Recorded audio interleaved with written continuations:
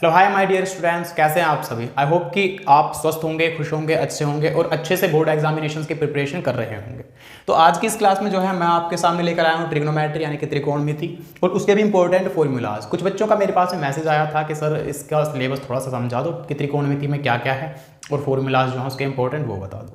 तो इन important formulas को ही हम यहाँ पर डिस्कस करेंगे और किस किस प्रकार से क्वेश्चन आएंगे वो भी हम यहाँ पर डिस्कस करेंगे।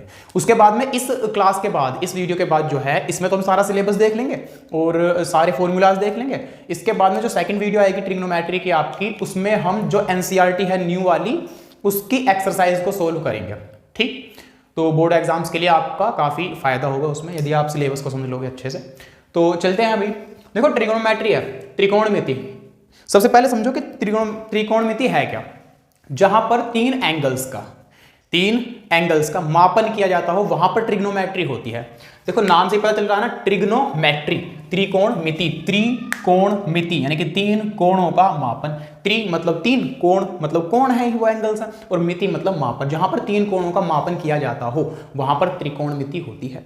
ठीक, अब तीन कोण कैसे। देखो सबसे पहली बात तो जो है ना आपको एक चीज याद रखनी है, वो है कि त्रिकोणमिति में हमेशा समकोण त्रिभुज की ही बात करता है। ठीक, जिसमें एक एंगल 90 डिग्री का होगा। जो 90 डिग्री के जस्ट सामने वाली भुजा होगी वो होगी कर्ण, जो नीचे वाली भुजा होगी वो होगी आधार, और जो ऐसे स्ट्रेट खड़ी हुई होगी आधार से लगी हुई होगी, इस पर लंबवत होगी, वो होगी इसका लंब। इंग्लिश में यदि आप बात करना चाहें तो आधार को हम बेस बोलते हैं यानी कि बी। ठीक, कर्ण को हम हाइपोटेनियस बोलते हैं यानी कि एच, और लंब को हम परपेंडिकुलर बोलते हैं यानी कि पी। इस तरीके से आप याद रख सकते हैं। ठीक, अब देखो 90 डिग्री के एंगल की यानी कि एक समकोण त्रिभुज की बात तो हो गई। अब इसके अलावा जो है इसमें क्या चीज है, सारे फॉर्मूलाज हम यहाँ पर डिस्कस करेंगे, तो इसलिए एक भी चीज जो है, एक भी पॉइंट जो है आप स्किप मत कीजिए, सारी वीडियो स्टार्टिंग से लास्ट तक देखना। ठीक, देखो सबसे पहली बात तो जो है भाई, आपको पता ही है कि 6 अनुपात आते हैं इसमें। भाई ये आपको दिख रहा है 90 डिग्री का एक समकोण त्रिभुज है, इसमें तीन भुजाएं हैं, सॉरी 3 ही भुजाएं हैं मतलब, तो हम दो भुजाओं का अनुपात लेकर आते हैं, वो आता है त्रिकोणमितीय अनुपात में। तो त्रिकोणमितीय अनुपातों में जो है आधार का कर्ण का अनुपात हो सकता है, कर्ण का लंब का अनुपात हो सकता है, लंब का आधार का अनुपात हो सकता है। तो 3 तो ये हो ही गए, फिर 3 इनके उल्टे भी तो कर सकते हैं। भाई मैंने आधार का और कर्ण का यानी कि आधार बटे कर्ण किया तो दूसरा अनुपात कर्ण बटे आधार हो सकता है। लंब बटे कर्ण किया तो दूसरा अनुपात कर्ण बटे लंब हो सकता है। लंब बटे आधार किया तो दूसरा अनुपात आधार बटे लंब हो सकता है। तो इस प्रकार से जो है कुल मिलाकर के मेरे पास में 6 त्रिकोणमितीय अनुपात आ जाते हैं। अब हैं कौन कौन से भाई वो, तो सबसे पहले जो है त्रिकोणमितीय अनुपातों में पहला अनुपात जो आता है, पहला अनुपात आता है साइन, और थीटा लगा लेते हैं यहां पर। भाई देखो थीटा जो है ना कुछ भी नहीं है, बस एक कांस्टेंट वैल्यू जो कि कोण को डिनोट कर रहा है। ठीक, तो साइन एंगल यानी कि साइन थीटा। साइन थीटा कब होता है, साइन थीटा होता है भाई जब लंब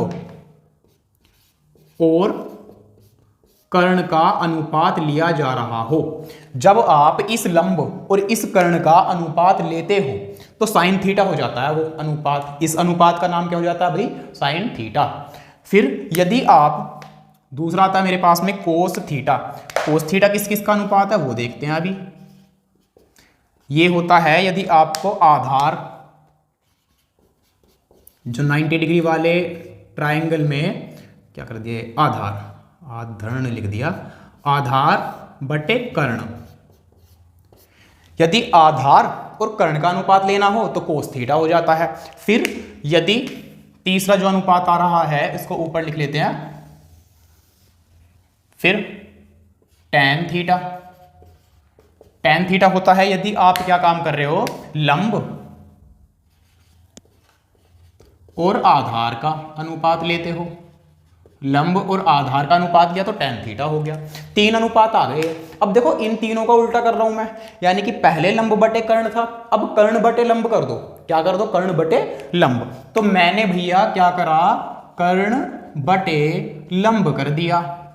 अब कर्ण बटे लंब करा तो क्या हुआ भाई, देखो कर्ण बटे लंब, साइन थीटा जो था वो तो था लंब बटे कर्ण, मैंने इसको उल्टा किया तो साइन को भी तो उल्टा करेंगे, यानी कि 1 बटे साइन थीटा, 1 बटे साइन थीटा, 1 बटे साइन थीटा बराबर होता है कर्ण बटे लंब। लेकिन ये क्या बात हुई भाई, क्या कुछ नया नाम आया? जी हाँ, जब साइन का उल्टा हो जाता है तो वो हो जाता है कोसेक थीटा। चौथा अनुपात आ गया मेरे पास में, कोसेक थीटा, यानी कि साइन का उल्टा हो जाता है कोसेक थीटा। ठीक इसी प्रकार से कोस थीटा वाले को उल्टा करो, यानी कि आधार बटे कर्ण है, इसको कर लो कर्ण बटे आधार, कर्ण बटे आधार। यदि आप कर्ण बटे आधार करोगे तो भैया क्या हुआ है, कोस थीटा का उल्टा हुआ, कोस थीटा का उल्टा यानी कि 1 बटे कोस थीटा हुआ। तो मैं इसको कह रहा हूं 1 बटे कोस थीटा, 1 बटे कोस थीटा बराबर कर्ण बटे आधार। क्या इसका कोई अन्य नाम है? जी हाँ बिल्कुल है। जब 1 बटे कोस थीटा होता है तो आप उसको कह सकते हो सेक थीटा, पांचवा नाम आ गया सेक थीटा। अब टेन थीटा लंब बटे आधार था, इसको उल्टा कर रहे हैं हम, इसको लंब बटे आधार को कर रहा हूं मैं आधार बटे लंब, आधार बटे लंब। जब भाई मैंने आधार बटे लंब किया तो इसको उल्टा किया ना, तो टेन को भी उल्टा करो। टेन को उल्टा यदि आप करोगे, टेन को उल्टा करेंगे तो क्या होगा, 1 बटे टेन थीटा। अब सर क्या टेन का भी उल्टा होता है कुछ? क्या इसका भी नया नाम है? जी हाँ इसका भी नया नाम है। जब 1 बटे टेन हो जाता है ना तो हम इसको बोल देते हैं कोट थीटा, कोट थीटा। इस प्रकार से आपके पास में भैया बताओ मुझे जरा कि क्या कितने अनुपात आ गए, साइन थीटा लंब बटे कर्ण, कोस थीटा आधार बटे कर्ण, टेन थीटा लंब बटे आधार, और यहां पर 1 बटे साइन यानी कि कोसेक थीटा कर्ण बटे लंब, सेक थीटा कर्ण बटे आधार, कोट थीटा आधार बटे लंब। ये आ गए त्रिकोणमितीय अनुपात। बस इतना सही तो काम है, ये त्रिकोणमितीय अनुपात हो गए। अब देखो एक और चीज भैया आपको याद रखनी पड़ेगी, पता है वो क्या है? टेन थीटा को लो, टेन थीटा।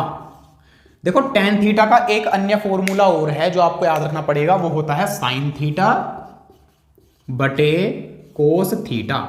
यानी कि यदि आप साइन और कोस का अनुपात निकाल दोगे तो वो भी टेन थीटा ही होता है।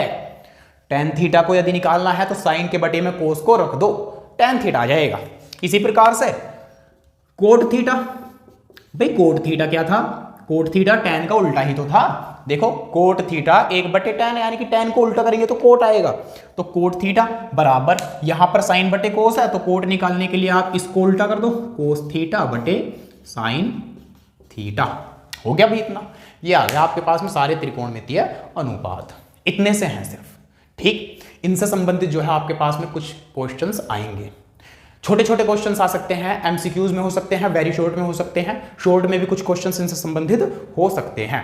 तो पहले तो सिर्फ आपके सामने ये फॉर्मूलाज होंगे, आप इनको नोट कर सकते हैं, स्क्रीनशॉट ले सकते हैं इस तरीके से, ठीक। इसके बाद में जो है हम चलते हैं कि इसके बाद में क्या क्या फॉर्मूलाज आपके आने इसके बाद में जो है आपका अगला स्टेप जो है वो है कुछ विशिष्ट कोणों के मान। देखो इसमें जो है कुछ स्पेसिफिक एंगल्स रहेंगे, कुछ विशिष्ट कोण रहेंगे और उनके मान रहेंगे, उनसे संबंधित क्वेश्चंस आपके पास में आएंगे।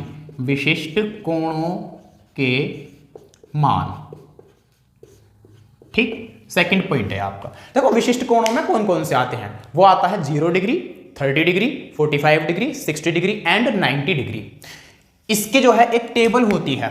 अब भाई टेबल जो है 0 degree, 30 degree, 45 degree, 60 degree and 90 degree. देखो इस टेबल को किस प्रकार से याद रखना है वो तो मैं आपको जो है एक छोटी सी वीडियो बनाकर अलग से अपलोड कर दूंगा, इस वीडियो के तुरंत बाद ही मिल जाएगी वो, लेकिन इससे अलग मिलेगी, ठीक। उसको आप देख सकते हैं, वो आपको एंड स्क्रीन पर भी दिख जाएगी, तो उसको देख लेंगे कि इस टेबल को याद रखने की ट्रिक क्या है, बना कैसे सकते हैं। बाकी आप इसको सिर्फ यहां पर तो मैं इतना ही बता रहा हूं कि भैया ये वाली टेबल मोस्ट इंपॉर्टेंट है, ये वाली टेबल मोस्ट इंपॉर्टेंट है, जहां पर आप sine 0 degree, sine 30 degree, sine 45 degree, sine 60 degree, sine 90 degree और cos, tan, cot, sec, cosec, इन सभी के 0, 30, 45, 60, 90 में मान ज्ञात करते हो और उन मानों को याद करके ज्ञात करके आप क्वेश्चंस को सॉल्व करते हो।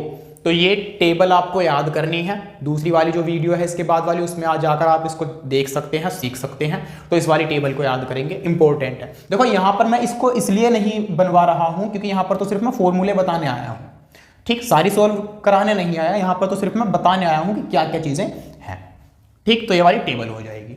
अब इस टेबल के बाद में जो है इंपॉर्टेंट चीज आती है जो आपकी थर्ड नंबर पर। देखो पहला तो हो गया त्रिकोणमितीय अनुपात, दूसरा हो गया विशिष्ट कोणों के मान, और तीसरी चीज जो आती है, तीसरी चीज आती है भैया आपकी सर्व समीकाएं। अब देखो सर्व समीकाओं में जो है सर्व समीकाएं होती हैं बेसिकली इसमें 3, लेकिन क्या हो यदि मैं आपसे कहूं कि भाई एक याद रख लो, सिर्फ एक से ही बाकी सारी बन जाएंगी, जो दो बची हुई हैं वो भी बन जाएंगी और उनके अतिरिक्त जो चाहिए वो भी आ जाएंगी। तो आप जो है एक ही याद रख लो। वो एक कौन सी है भाई? एक है sine square theta plus cos square theta is equal to 1। भाई एक तो देखो ये है, ये तो आपको याद रखनी पड़ेगी, एक तो आपको याद रखनी पड़ेगी सर्व समीका sine square theta plus cos square theta is equal to 1। फिर जब हमें दूसरी वाली चाहिए तो आप क्या काम करोगे? इसी में इस वाली में ही साइन स्क्वायर थीटा से भाग कर दो। भाई भाग करेंगे तो sine square theta plus cos square theta is equal to 1। ये तो हमारे पास में है ही। अब मैं इसमें भी कह रहा हूं कि भैया इसमें डिवाइड कर दो साइन स्क्वायर थीटा की, बटे में लगा दो दोनों पक्षों में साइन स्क्वायर थीटा बटे में साइन स्क्वायर थीटा लगा दिया। अब चेंज करो, देखो भाई क्या क्या चीजें हो सकती हैं। भाई साइन से साइन काट सकते हो क्या? काट दो। कटा तो क्या बचा? सिर्फ 1 बचा, 1 लिख दिया। बीच में है प्लस तो प्लस लिखो। कोस बटे साइन है, कोस बटे साइन क्या होता है? कोस बटे साइन अभी तो बताया है, कोट होता है। तो कोट और साथ में स्क्वायर भी आ रहा है दोनों पर, तो कोट का स्क्वायर और साथ में थीटा, तो 1 plus cot square theta is equal to 1 upon sine square theta है भाई। 1 अपॉन साइन क्या होता है? 1 अपॉन साइन होता है कोसेक, अभी बताया ना आपको। तो 1 अपॉन साइन हो गया कोसेक और साथ में स्क्वायर भी तो है, तो कोसेक स्क्वायर थीटा। ये आ गई आपकी सेकंड आइडेंटिटी, दूसरी सर्व समीका आ गई। दूसरी सर्व समीका, बस इतना सही तो काम। तीसरी चाहिए तो एक काम करो, पहली वाली को लिखो, sine square theta plus cos square theta is equal to 1। इसको लो और इसमें जो है इस बार क्या काम करेंगे? इस बार कोस स्क्वायर से भाग कर देंगे। कोस स्क्वायर थीटा से भाग करने पर, इस बार भाग कर रहा हूं भैया मैं कोस स्क्वायर थीटा से, तो क्या हो जाएगा? साइन स्क्वायर थीटा बटे कोस square theta plus cos square theta बटे कोस स्क्वायर थीटा, क्योंकि कोस स्क्वायर थीटा से डिवाइड करनी है, 1 और अपॉन कोस स्क्वायर थीटा। इतना सा काम हो गया भाई। अब क्या काम करना है? साइन बटे कोस क्या होता है? साइन बटे कोस मैंने अभी देखा tan होता है और साथ में आगे स्क्वायर, तो tan स्क्वायर थीटा आ गया। प्लस में है कोस बटे कोस है भाई, कोस से कोस कट जाएगा ना, दोनों स्क्वायर हैं और कोस से कट गए, तो क्या बचा? 1 बचा भाई। 1 is equal to 1 upon cos square theta, 1 upon cos क्या होता है? 1 अपॉन कोस अभी मैंने देखा, 1 अपॉन कोस तो भैया क्या होता है? सेक, यानी कि ये हो जाएगा सेक स्क्वायर थीटा। ये आ गई आपकी तीसरी सर्व समीका। बताओ इसमें क्या है भाई? बन गई तीनों सर्व समीकाएं। ये 3 सर्व समीकाएं आपको याद रखनी है, इन्हीं में से क्वेश्चन आएंगे, इसके अलावा नहीं आएगा कुछ भी। ठीक है, इतना काम हो गया। अब एक और चीज याद रख लो भाई, देखो इन 3 सर्व समीकाओं से जो है आप इनको चेंज करके दूसरी भी बना सकते हो। जैसे कि अगर मैं पहली वाली को ले लूं एक बार, फिर से मैंने ले लिया sine square theta plus cos square theta is equal to 1, तो क्या मैं यहां से साइन की वैल्यू नहीं निकाल सकता? साइन की वैल्यू निकाल सकता हूं मैं क्या करूंगा? जिसकी वैल्यू निकालनी है, यानी कि साइन की वैल्यू निकालने के लिए कह रहा हूं, तो साइन को छोड़ दो एक तरफ, ऐसा ही इज इक्वल टू 1 ये वाला, और ये जो कोस स्क्वायर थीटा है इधर है प्लस का कोस स्क्वायर थीटा, दूसरी साइड में जाएगा तो क्या हो जाएगा? माइनस कोस स्क्वायर थीटा हो जाएगा। ये इधर जाएगा तो ये हो जाएगा माइनस कोस स्क्वायर थीटा। तो मेरे पास में इसका दूसरा रूप ये ही तो आ गया, sine square theta is equal to 1 minus cos square theta. अब यदि कोई आपसे कहे कि भैया सिर्फ साइन की वैल्यू चाहिए, साइन थीटा की स्क्वायर को भी खत्म करो, तो कर दो, स्क्वायर खत्म कर दो। जब आप यहां से स्क्वायर खत्म करोगे, स्क्वायर खत्म होता तो दूसरे पक्ष पर क्या जाता है भाई? स्क्वायर रूट ही तो जाता है, तो स्क्वायर रूट कर दो। Square root 1 minus cos square theta आ गया अभी मेरे पास में इसका एक और रूप। Sine theta is equal to 1 minus cos square theta square root में वो भी। ऐसे ही यदि आपको कोस थीटा की वैल्यू चाहिए तो साइन को इधर लेकर जाओ, स्क्वायर को चेंज कर दो, स्क्वायर रूट आ गया, तो आ गई। ऐसे ही आप इसको भी चेंज कर सकते हो, कोट की वैल्यू निकाल सकते हो यहाँ से, इसको भी चेंज कर सकते हो, tan की वैल्यू निकाल सकते हो यहाँ से, सीधी सी वैल्यू इसकी आ जाएगी। ठीक है माय डियर स्टूडेंट्स, मैं उम्मीद करता हूं कि आप सभी को जो है सारे फॉर्मूलाज अच्छे से समझ में आ गए होंगे। देखो इसके अलावा जो है ना, ये अभी तक के इस चैप्टर के सारे फॉर्मूलाज हो गए, बस इतने से ही हैं, इसके अलावा नहीं है कुछ भी, बहुत थोड़े से फॉर्मूले हैं इसके, अब बहुत कम हो गया ये चैप्टर।